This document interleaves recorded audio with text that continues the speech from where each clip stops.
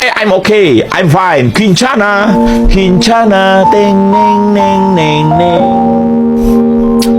Ku menahan rasa sakit, rasa sakit. Few moments later.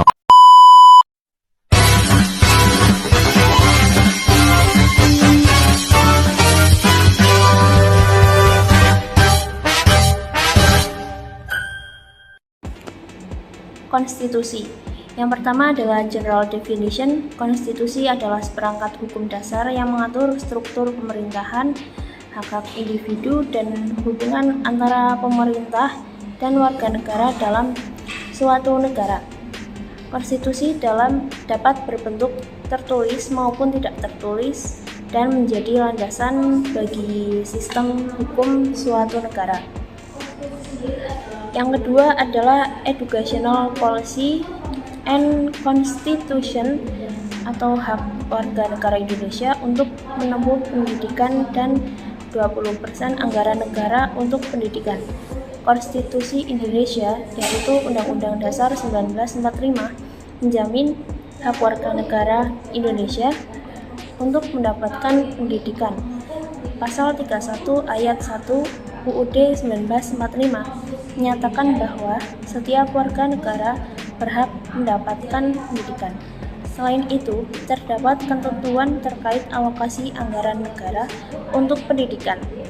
Meskipun tidak secara spesifik menyebutkan angka 20%, UUD 1945 pasal 31 ayat 4 menyatakan bahwa negara menetapkan anggaran pendidikan paling sedikit 20% dari anggaran pendapatan dan belanja negara. Yang ketiga adalah factual judgment dari poin B. Berdasarkan UUD 1945, hak warga negara Indonesia untuk mendapatkan pendidikan dijamin dan negara diwajibkan untuk mengalokasikan anggaran pendidikan paling sedikit 20% dari anggaran pendapatan dan belanja negara. Yang kedua yaitu Regulation of Law UU nomor 20 tahun 2003. Yang pertama adalah Definition according to experts. Undang-Undang nomor 20 tahun 2003 tentang Sistem Pendidikan Nasional atau Sisdiknas adalah peraturan perundang-undangan yang mengatur sistem pendidikan nasional di Indonesia. Undang-undang ini mencakup berbagai aspek pendidikan, termasuk struktur kurikulum dan lembaga pendidikan. Yang kedua adalah tujuan Undang-Undang Sisdiknas.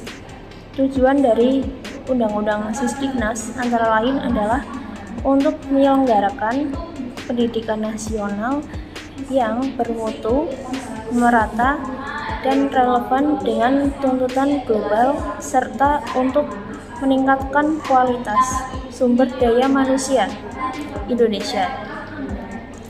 Yang ketiga adalah deskripsi Sisdiknas by competent or by chapter dan siapa aja subject of law.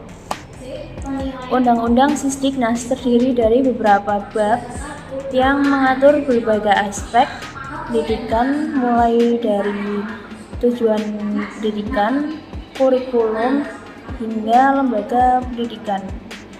Subjek hukum dalam Undang-Undang Sisdiknas meliputi pemerintah, lembaga pendidikan, tenaga pendidik, peserta didik, dan masyarakat secara umum. Itu saja yang dapat saya sampaikan, kurang lebihnya mohon maaf.